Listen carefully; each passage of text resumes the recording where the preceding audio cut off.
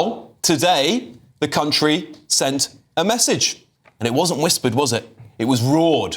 From Doncaster to Dover, thousands of everyday Brits stood up and said, enough is enough. This was the Great British National Strike. And despite the media blackout, despite the political snobbery, it happened, didn't it? From the north to the south. In towns, the media usually can't even pinpoint on a map these days. Thousands took to the streets, not activists, not ideologues, just proud Brits who desperately want their country back. They're demanding an end to illegal immigration, net zero, inheritance tax, political attacks on our farmers, a national inquiry into the rape gangs, and to put a stop on the endless attacks on free speech and the undeniable two-tier justice taking over this country. These are all sensible things, aren't they? And let's be clear, this wasn't some fringe uprising, some far right as they would call it. This was the voice of the voiceless. Plumbers, pensioners, nurses, truckers, all marching together.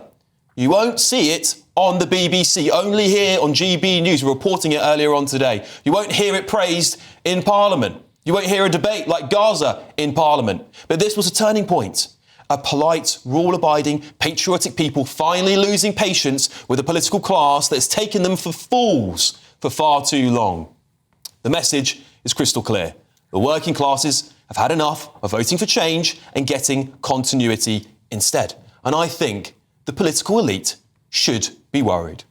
And talking of political woke elites, we've got one here tonight, haven't we, Kai? An Oxbridge leftist on the panel. All right. You know, these are ordinary folk. These should be your core Labour voters. Yeah. These are the people you should be talking to. And they're out saying they've already had enough of your government. It's only been 10 months. But where does that lead, Alex, right? Because this week actually marked a year since Rishi Sunak stood out there in the rain, who could forget, sodden, and announced the general election last year. Now, we had an incredible landslide for the Labour Party, and we have a thing in this country called the Fixed Term Parliament Act, which means that we have 5 years, the Labour Party has 5 years to deliver on some of the difficult promises it's made. Now, if we decide that suddenly by dint of polling or by public opinion, government should be cast out after 1 year, then that leads to some odd places. Government, hang on. Your government has gone back on almost every single one of its manifesto pledges. That's not true. It's U-turning like a car going 90 miles an hour down a motorway that needs to get back the other way. That's not true. Trey, listen, you're common sense bloke. You're one of what I would say many just ordinary people in the country. How do you feel? Do you feel this is continuity previous government? Yeah, it is. It's all the same. I mean, that's literally what I'm going to be speaking about later. Fixed Term Parliament Act has been repealed by them. Nothing really changes, isn't it? It doesn't matter who's been in power. It's a two-party system, and it's the same thing. People don't feel listened to. People don't feel heard. And I don't know why they keep doing it. Clearly, it's not working anymore. Like people have woken up and been like, we want to be heard. But politicians are still trying to do business as usual. Yeah. We'll get away with it. And that's one of the reasons why I'm glad about reform. Not that I'm necessarily a reform voter in any way, shape, form. I haven't voted in absolutely ages, but I love the fact that they're actually shaking things up and having people think for themselves. Right. So now they have to listen to ordinary people. Lizzie? Look, come on, we've got to say, the Labour government have got in on a lie. They've lied and lied and lied. They haven't told the truth. They were going to say they were going to be the party without the cronyism. And then, you know, we had Freebie-gate. We had all of that with Lord Ali. There's been one thing after another. They didn't tell us about the pensioners, what they were going to do. They didn't tell us what they were going to do to the farmers. And that's why, if you were to come to my local pub and listen to real working people who are being affected by this government, they are a disgrace. And I'm afraid they've lied to us. And they only got into power, you have to admit, because the Tory party was such a disaster. OK. Alexander, you know, obviously Keir Starmer's not here to defend himself. He wouldn't say he's lied. He said this is what I always planned to do and this is what we're getting on with the job of governing. Your party, the Reform Party, is speeding ahead in the polls. No experience governing, though. Do you think it'll be a car crash for Reform when the general election tomorrow with no political experience? Would this similar continuity end up happening? Because the bureaucracy would just take over, wouldn't it? I would say absolutely not. I think we're electing real, normal, genuine people who people can trust, and that's why we're surging in the polls at the moment.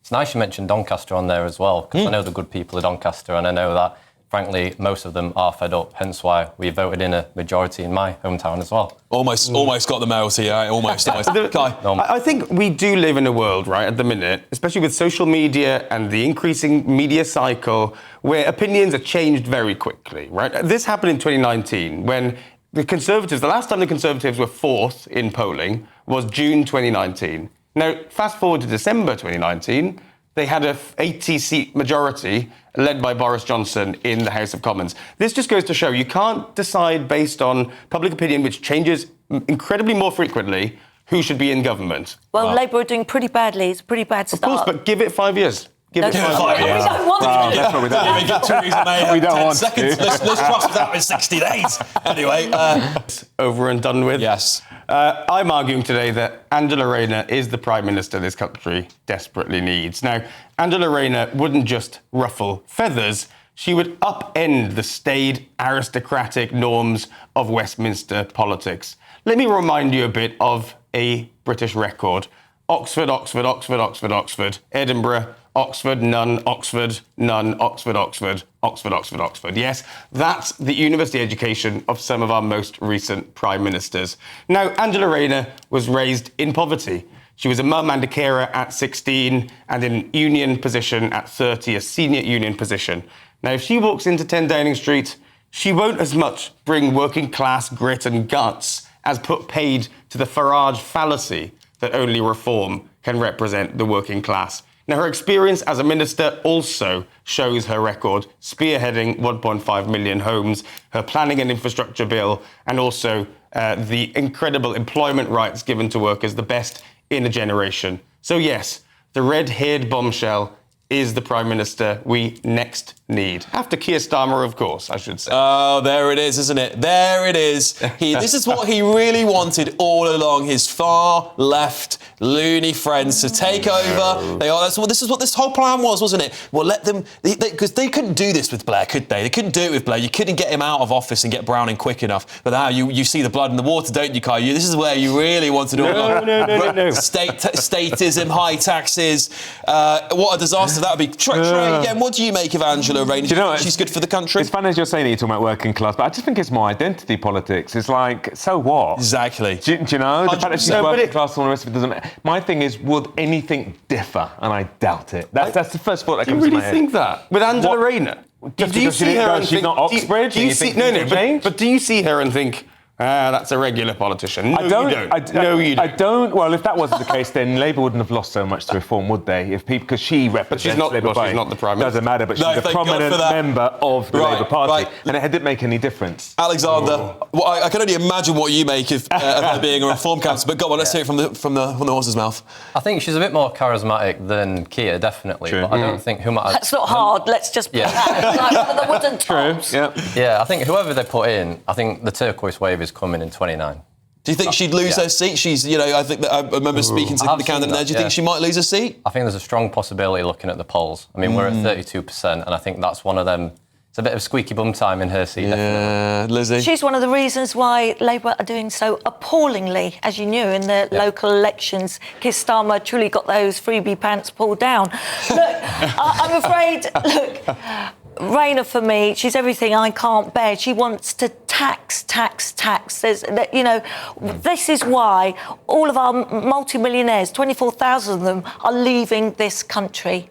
And it's not right. She's not making Britain great again. She's putting it on its knees. So, Kyle, this week, of course, we had the Rayner memo leaked to the public. I don't call it a memo. I think it's more of a manifesto, isn't it, really? This is her... these leaks, as you know, having been working around politics for a long time, and as I know, having worked in politics too, leaks only happen when politicians want them to. And it certainly wasn't Rachel Reeves leaking it, was it? It was coming from Rayner's team. It's basically...